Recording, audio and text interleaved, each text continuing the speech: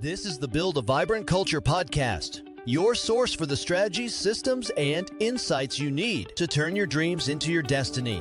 Every week, we dive into dynamic conversations as our host, Nicole Greer, interviews leadership and business experts. They're here to shed light on practical solutions to the challenges of personal and professional development. Now, here's your host, a professional speaker, coach, and consultant, Nicole Greer. Welcome, everybody, to the Build a Vibrant Culture podcast. My name is Nicole Greer, and they call me the Vibrant Coach, and I am here to give you more information to build a vibrant culture. And I've got this amazing guest who is situated in the beautiful Sarasota, Florida. I've got Robert L. Day with me today, and let me tell you all about him. Robert is the driving force behind weaudit.com. Write that down. He views preserving companies as a key to safeguarding jobs. And I know all of you out there are all about safeguarding the jobs and supporting the families of the people that work for us. As managing partner since its inception in 2009, he has led the firm from a startup to the leader in merchant processing auditing. He's got over 30 years of experience in finance, including 25 in merchant processing. Robert is recognized as an industry expert by the National Credit Association and other prestigious bodies, and his insights are featured in top publications. Don't miss this: Forbes, Wall Street Journal, CNN Money, and many more.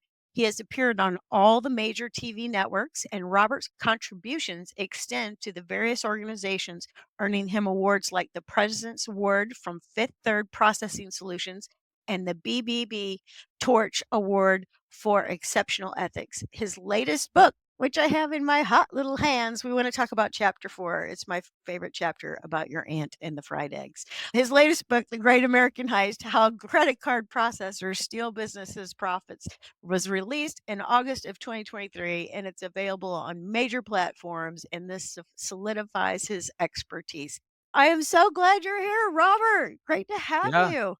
Yes. Thank you for having me. Yeah, and we were chatting before we got started, and I was telling you that I have a lot of human resource folks that listen to the podcast, but they're super influential and they can get the ear of the CEO, the COO, and the CFO. And then you just started talking about the goose that laid the golden egg because of your other book. So will you mention your other book and share what you shared earlier?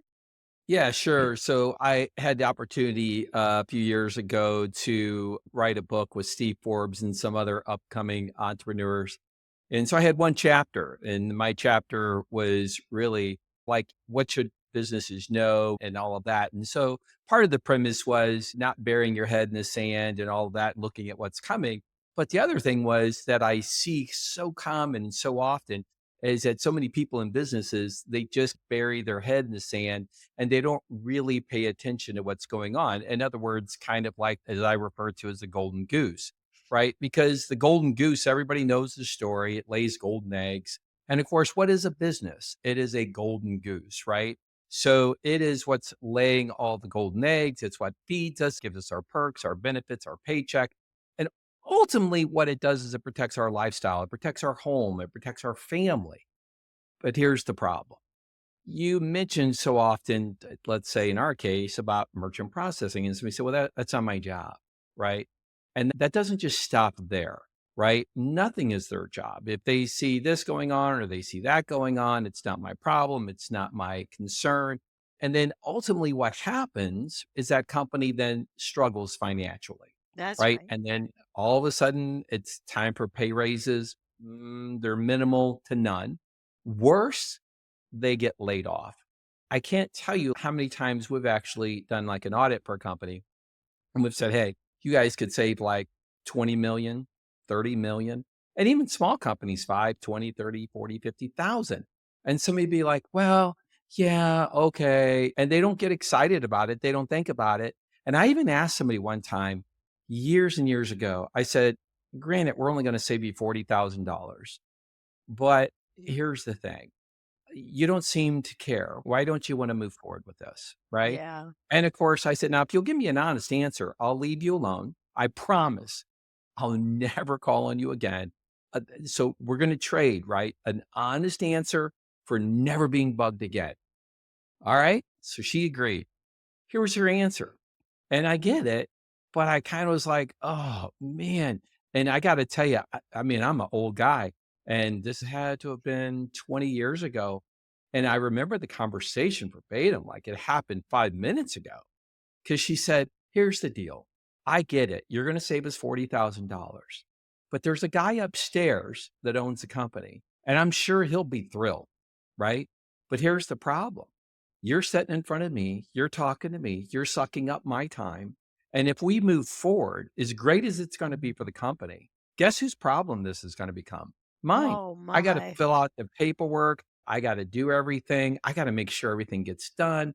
And yes, I understand it's minimal, but at the end of the day, it's one more thing on my busy plate. She goes, so what's in it for me? I'm like, well, wait a minute. What's in it for you?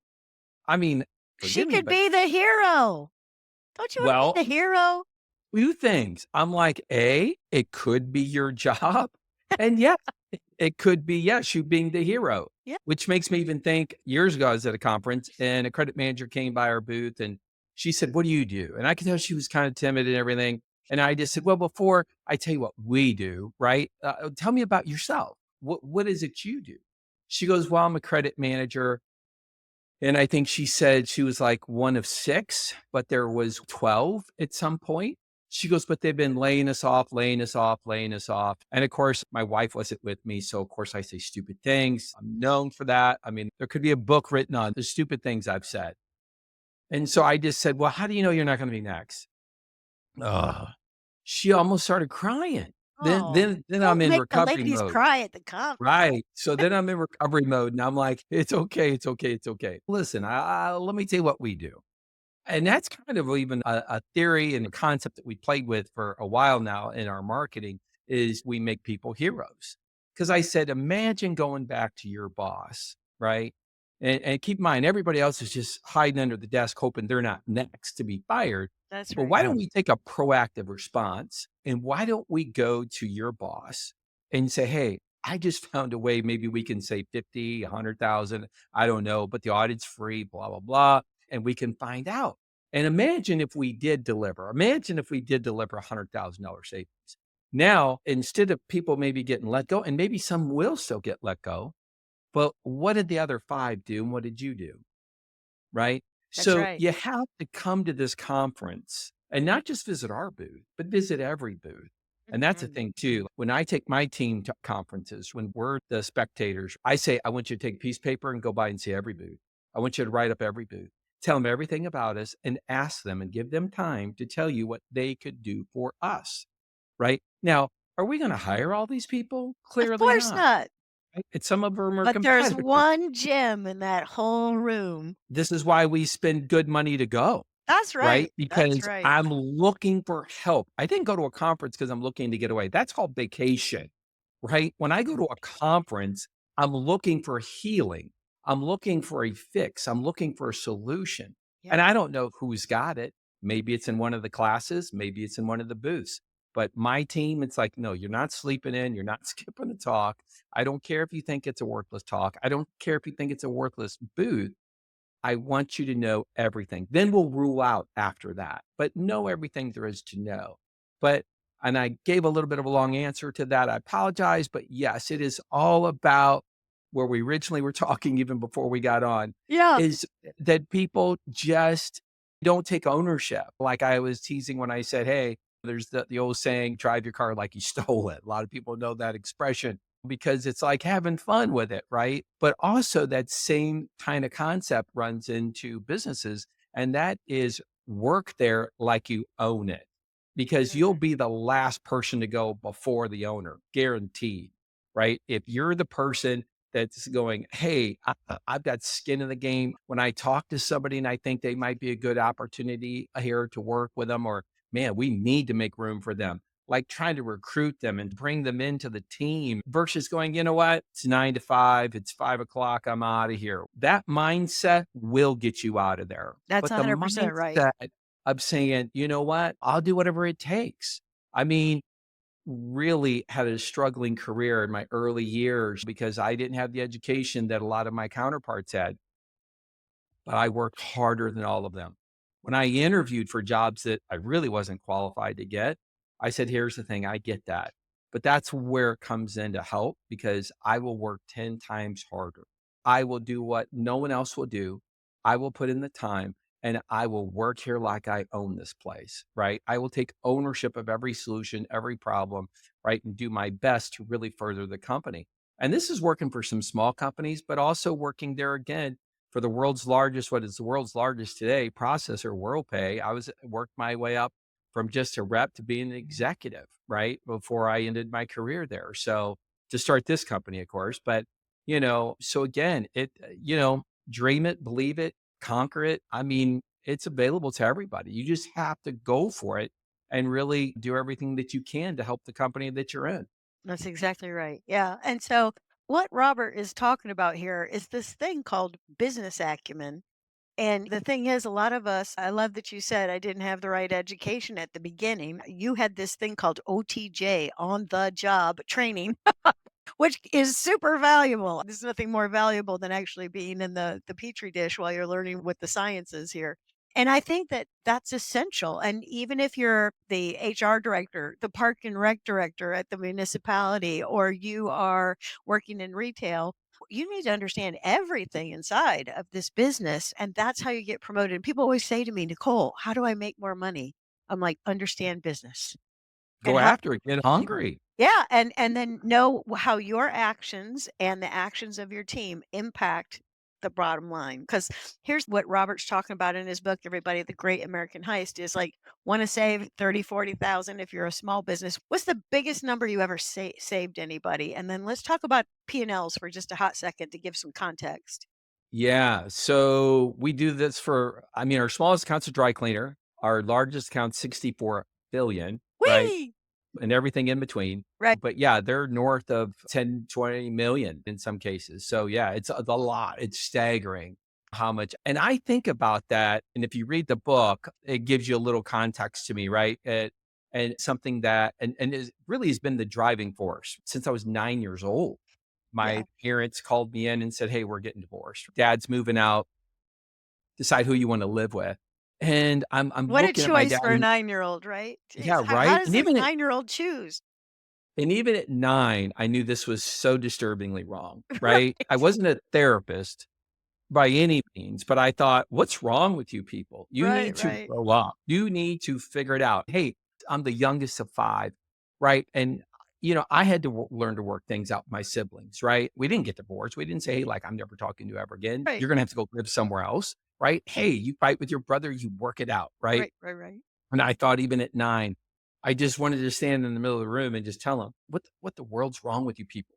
Work it out. Get Right. over it. Suck it Right, up. right. Intelligence. And yeah, but I looked over my dad, he's looking at his feet. I looked over my sisters and my brother, and they're crying and everything. And of course, 9, I'm gonna want to live with my mom and my siblings, right? Of But it course. broke my heart to see what my dad was going through.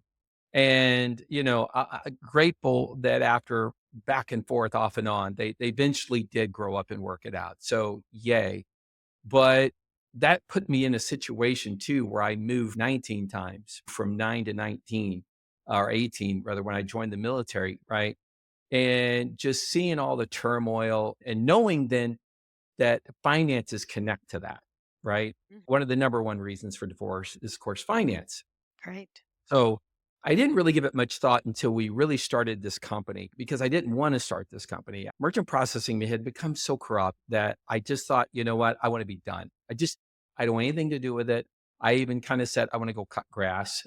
And, my buddy's like, you don't even cut your own grass now. I'm like, I know, but But I I, can I learn. want I can learn. I've I always want learned. I want something that's pure. There's no gameplay, there's no selling, there's no angle. There's just you just cut grass and get 40 bucks, 50 bucks, whatever, and you go home. Like it's a hard day's work, but it's pure, right? And so I thought that's what I want to do. Well, our CFO, he really talked me into starting this company, but I said, let's be sure if I help you build this company that we're going to do it my way or we're not going to do it because I just have no desire to do business the way business is normally done. I really want to make a difference in businesses. But I said, let me be clear why. because I want to help businesses, because I know if I can help a business save money, then they won't lay off somebody or That's right. they'll have a job or whatever. Right. Or And they I can said, expand and grow and get a second store, a second right. location. That's right. And hire more Right. people, not New lay off regional people, but manager. hire Right. more people. And so for me, as I say in a lot of interviews, I'm going back and saving Robbie, which is what my parents called me back when I was 9. And I said, I'm going back and changing. I said, and there's a lot of Robbies, a lot of Susies, Cindy's That's that will never know that I've impacted their life, but that matters not.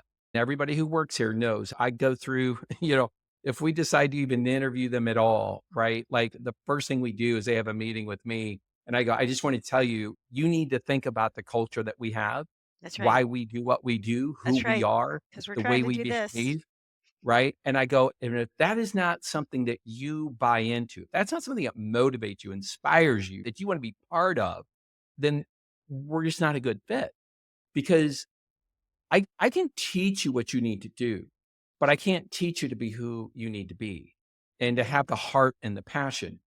But I explained to him my story, my growing up, why we do what we do.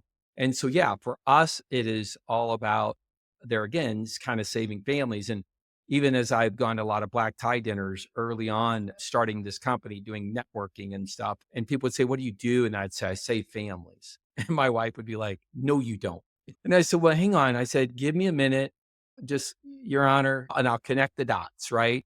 And then I kind of tell them about that story of growing up and how that connects and how saving companies money is in essence saving families. Yeah. So it sounds corny, No, I love it. I love really it. got to the Robert, I point. love it. I don't really care. I'm like, you can believe me or not believe me. You can hire us or not hire us, but it is who we are. And I don't think we have a client that doesn't know that. Right. Are you ready to build your vibrant culture? Bring Nicole Greer to speak to your leadership team, conference, or organization to help them with their strategies, systems, and smarts to increase clarity, accountability, energy, and results. Your organization will get lit from within. Email her at nicole@vibrantculture.com and be sure to check out Nicole's TEDx talk at vibrantculture.com. Yeah. Okay. So Robert saves folks 40,000 to millions and millions, right? So Right. I'll just say this real quick because again, I think sometimes and when I think about like my son who went to the fine establishment, Appalachian State University, he got a business degree, but then he got like two minors. It was really dialed in. So understanding how everything works, I think is really the responsibility of everybody in the business. And you Oh, for need to teach sure. and you need to teach it. So as a training person that goes into organizations, let's do business acumen. So you have this thing called revenue. And so the revenue comes in, and then you have this thing called expenses. And then you have what's left over, which is called net operating income. But then you have all of the things below that line item. And then finally you get to cash flow. And so you have in the preface, you say a penny saved is a penny earned. And then you say, well, Mr. Franklin never said those words. That's a whole nother story. They are nevertheless true. And you say there are two main mistakes that business owners or businesses make. Number one, not comprehending the value of a saved dollar versus an earned dollar. They're not the same. So I would like you to talk about that because we were always asked to cut expenses, not because they didn't want us to do the right thing or have resources. It's Right. about what you're about to tell us. Well, the big thing is that when you think about earning, and this is where, you know, let's just be honest, right? Every company, every major company has what's called a chief revenue officer. And that chief revenue officer, more times than not, is just that. They're chasing the revenue, right? And I've got friends that are chief revenue officers and I listen, right? And you know what they always talk about? Growth, always growth. One of the guys that sits on my board who mentors me, counsels me, chief revenue officer, right? But even in the board meetings, growth. This is the focus of almost every company. Right? But here's the problem with growth. Growth is a one-time event. It's a one-time event. If I can sell $1 million more this year, now let's assume I'm selling hamburgers, basketballs, I don't know, real estate. Headsets. It doesn't matter. You're selling the widget, right? You sell $1 million worth of widgets and you're going to do that in 2025. Here's the problem. You wake up January 1st, 2026. What do you got to do? You got to go sell not only $1 million in widgets again, but of course you got to do better than that because, well, there's We got to need be growth. growth. We got to have growth. So now we got to have it more, Right, right? right. And you do want growth, but And you do. And I'm not saying you don't want those things, but you overlook the other great multiplier, which is savings. Why is savings so important? Well, let's say I saved that company $1 million in revenue. I saved them that in their merchant processing expense. So now that's $1 million. Now, interestingly enough, I've had companies, and please, if anybody's going to ever watch this and they're one of my clients and they're like, that was me, but there's a few of them, they'll come to us and say, I know you saved us $1 million last year.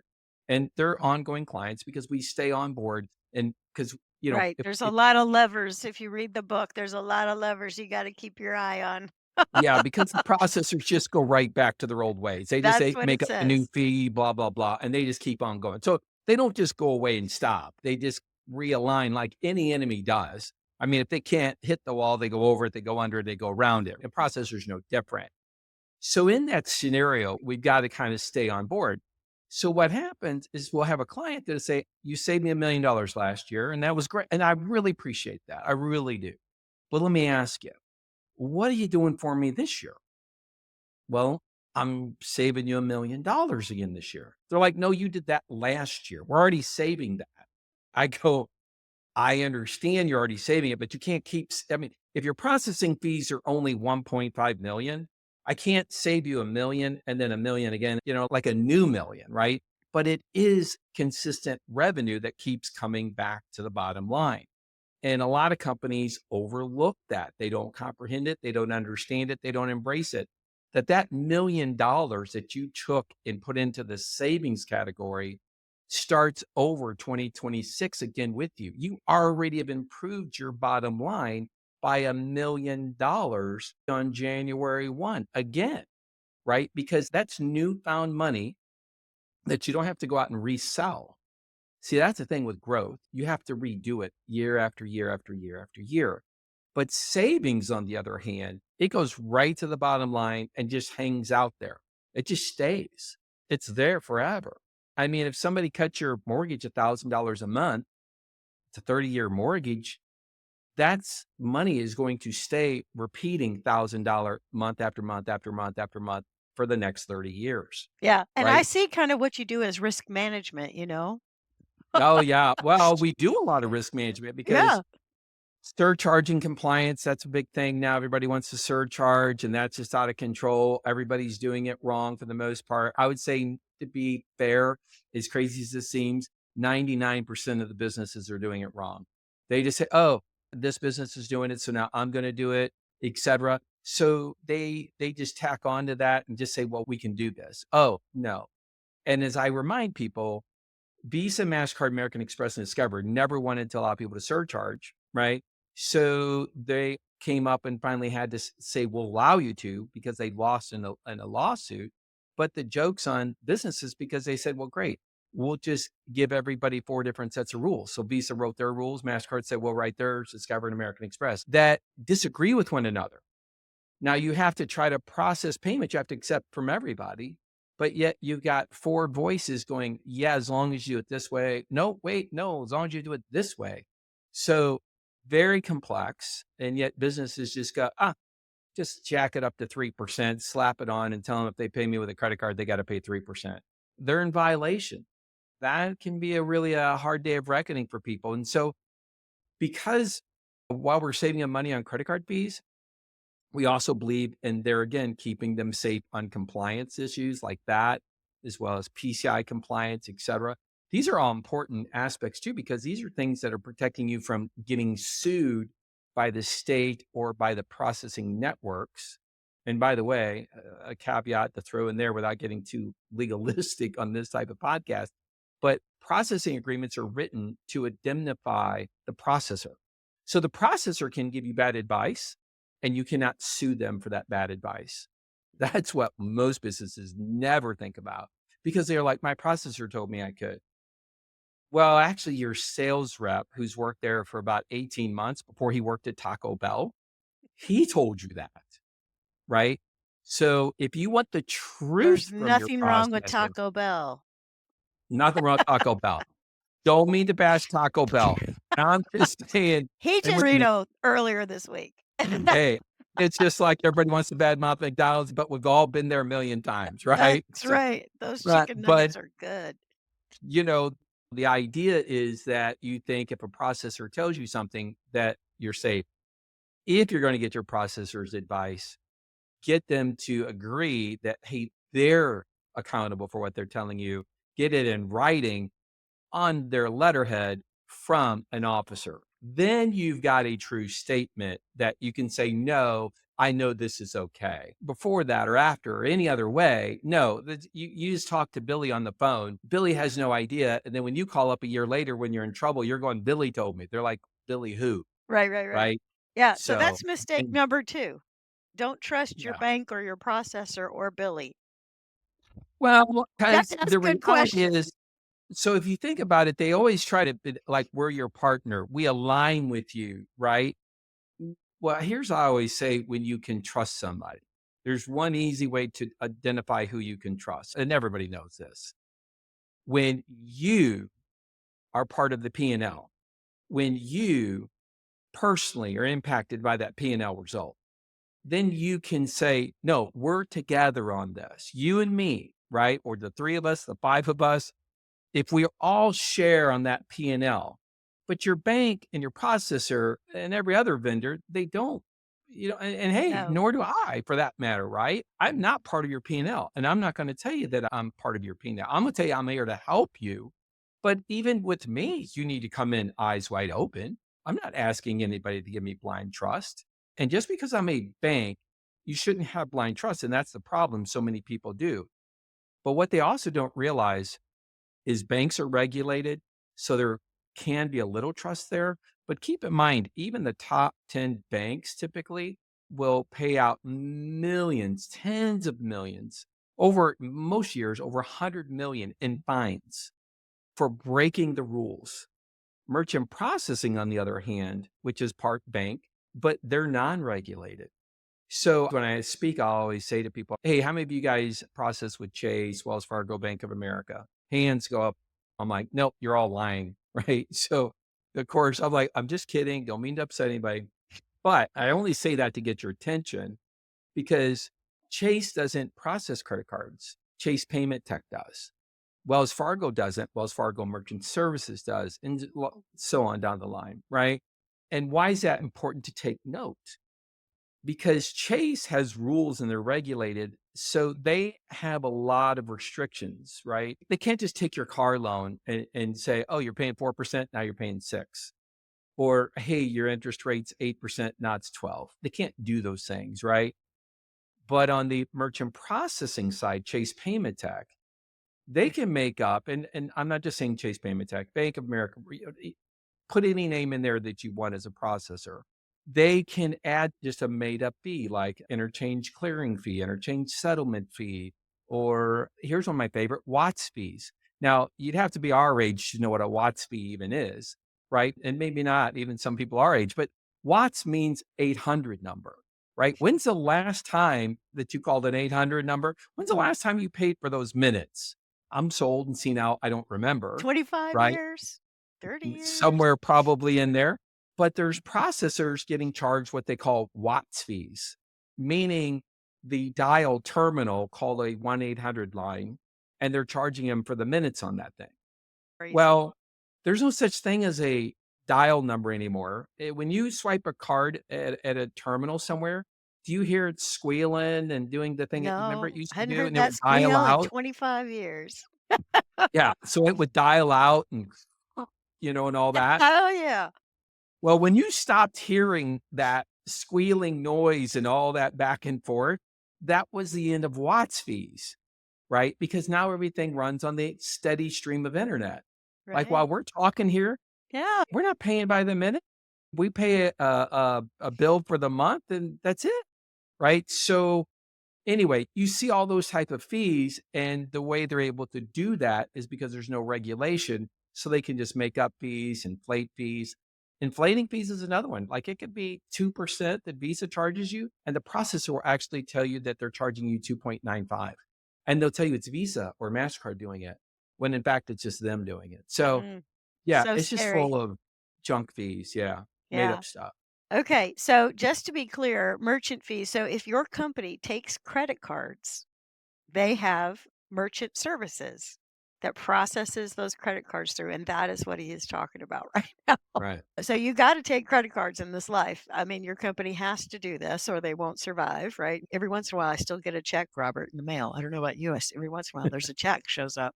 But a lot it's almost all electronic these days, right? So Right. he's talking about controlling those merchant fees that could save you all this money. Now, in chapter 4, you've got the cutest little story about your aunt. And so this harkens back to what you were saying about your parents. So it sounds like you did a little stay with your aunt and Yeah. she served you fried eggs for breakfast. So here's the question he poses on page 23. What do fried eggs and merchant processing have to do with one another? Could you tell us? Right. Yeah. I mean, I always try to give people analogies. Matter of fact, people often call me the king of analogies. Right? But, I'm staying with my aunt, and of course, she's like, all right, here's fried eggs. Well, I'm used to eating Pop Tarts. I'm used to eating cereal. But my aunt, kind of a good farm gal, she's like, okay, we're having fried eggs. And I looked at these things and I'm like, they're kind of greasy looking and everything. And as a 9-year-old kid, man, I'm like, wait a minute. Little Robbie doesn't like fried eggs. Yeah, and I said, "I don't like fried egg." And, she was so awesome in one sense. Yeah. She just smiled at me with the biggest smile I remember, again, just like yesterday. She says, "That's not a problem, Robbie," right? Takes the plate, sets it over on the counter, says, "All right, you free to go. Go play." I'm like, "All right, I'll have a little snack later. I'll be Right. all right." I'll find a Pop-Tart. Yeah, not in that house. So, as you might imagine, no snack. So I get to lunch. And what happens? Here comes the fried eggs, right? And I'm like, whoa, whoa, whoa. Now, at this time, keep in mind too, back then, nobody used olive oil, right? This was lard. And again, for a lot of you young people that might listen to this, you're going to have to look up what lard is, but it is not good. It is why your Well, it's grandparents died of actually heart attack. delicious, but it can kill you. Yeah, exactly. But it's not delicious when it's cold and No. covering the eggs, No, right? no, no. I thought I saw some maybe broken off fly legs in there as well, you know? So I'm like, there's no way if I didn't eat this for breakfast, I'm not having it for lunch, right? No. And of course, this goes on dinner, breakfast. I think it was lunch the next day that I finally caved and decided I was going to have to choke this down. It did not end well for her or me. It made quite the mess. I won't get graphic in case No, somebody's we've listening got to it. this We got it. We got around it. mealtime, right? So you get the idea of what might have happened. And so I say, now what does that have to do with merchant processing? Processors are all the same. You call them up and you say, hey, I just listened to this podcast and this guy said merchant or interchange settlement fee, right? That's not a real fee. I'm not going to tolerate that. You got to take that off my report, right? I'm not paying it anymore. Oh, Oh, we're so listen, sorry. you never should have been paying this anyway. That was a mistake. I don't even know how that got on there. Wait a minute. So a mistake. So you're saying I'm getting a refund, right? Well, no, I can't give you a refund, but it was a mistake. Now, any other business, if go out to eat and somebody says, "Hey, there's a bottle of wine," and you're like, "I didn't have any wine," they're like, "Oh, my bad. Let me take that off and credit. Let me adjust your bill." That's how mistakes are handled. They don't go, "Yeah, that's a mistake, but thanks for coming in. Yeah, I still pay the bill," right? Only in the world of merchant processing. But what happens, that goes away. Maybe it's a few weeks, maybe it's a couple months, but then they just bring it back. Just like the fried eggs. Now they lay it back down with a smile and say, don't worry. Now it's the Watts fee, right? Or it's one of the other made up fees that they do. So in my book, I'm not pimping my book, but you can go out and read it. And matter of fact, I think there's a lot of the free stuff on our website with my blog. I blog about a lot of these type of fees as well. So, you can go out and look at that and find some of those things that you should be looking at your statements for. So that's what the fried eggs has to do with merchant processing. Yeah, I love it. And I had a good farmhouse girl aunt that I stayed with, so that resonated with me. All Yeah. right, everybody. We have been talking with Robert Day. He is a former bank executive and he tells all in his book, The Great American Heist. And don't miss what we're trying to tell you is that this book will help you save money so you can save jobs, which saves families, which saves the human resource. So I want you to go out and get this book. We could get into the details, but Robert, we're already out of time. But he'll teach you to figure out who actually is your processor, to never bundle up, talk about to integrate or not integrate, talk about whether fees are real or not. That's the whole egg story. Keeping your rebates, the different types of billing types, the payment gateways. We could go on and on, but there's a ton of stuff in the book. And I just want you to mention the other books that you've written. You said you had a story in Steve Forbes' book, or a chapter, excuse me, about the golden goose. And so do Yeah. you have another book out? I've graduated, right? Yeah. So I had a page Hmm. in 365 Days of Gratitude, Oh, right? nice. And so that kind of got my thinking, Your hey, author maybe, hat on? Yeah. yeah, maybe I'll write something. So that was like, again, a page. So I went from a page to a chapter. And really, I thought that was over. But then Amazon called me up and said, hey, that book sold very well. Would you be interested in writing your own book? And I'm like, Mhm. absolutely not. And again, I get talked into things. So they kept on me, kept on me, kept on me. So eventually I wrote this book. And then I promised my wife after I wrote this book, I would Yeah. never write another one. I do write for some of the different business trade journals like Forbes, Entrepreneur, I think business.com, et cetera. The Entrepreneur actually, they have a call they set up with me today because they want me to write a book. They're like, hey, we like your articles, but we want you to write a book. And I emailed them, I kid you not, this morning going, no, no, I do not want to talk about writing another book. So I figured this one, it's one and done. It should do justice for all. All right. That's But I do want to fantastic. say to the HR managers, because I know that's kind of who your audience is. One of the things that HR managers probably struggle with is when they're recruiting, right? Yes. And they need revenue, they need the ability to have the resources to pay for the talent they're trying to get, right? So by saving companies money, they may think that's not their job, but if they want revenue to be able to recruit or promote or do those things that they need to That's do, right. Make this is bonuses very happen. much Yeah. this is connected. This is connected. This is Absolutely. one of the golden eggs that you need to be monitoring. So Yeah. you may 100%. think this has nothing to do with them, but this has everything to do with them. That's right. We're going to save little Robbie. All right. So here's the deal. You can find Robert L. Day. He is located at X if you want to go to Robert_L_Day. He's also on the LinkedIn and it's just Robert L. Day on there. Also, he is on his website, weaudit.com. So you can go there. And here's the thing, on we.com, you can sign up for a free audit for your company for credit card fees. So there's no strings attached, no credit cards. And he wrote to me and he said, as we like to say, it's like the free cookie at Costco, which, Costco warms everybody's heart. So there you go. All right. Thank you so much, Robert, for being on the show. Appreciate you so much. It's been an absolute delight to hang out with you. Yeah, likewise. Thank you. Thank you for joining us on this episode of the Build a Vibrant Culture podcast. If you found value in today's episode, please take a moment to leave us a review on your favorite podcast platform. Your feedback helps us improve and reach more like-minded listeners. Remember, the journey to building a vibrant culture never stops. Stay inspired, keep nurturing your vibrant culture, and we can't wait to reconnect with you on the next exciting episode of Build a Vibrant Culture podcast.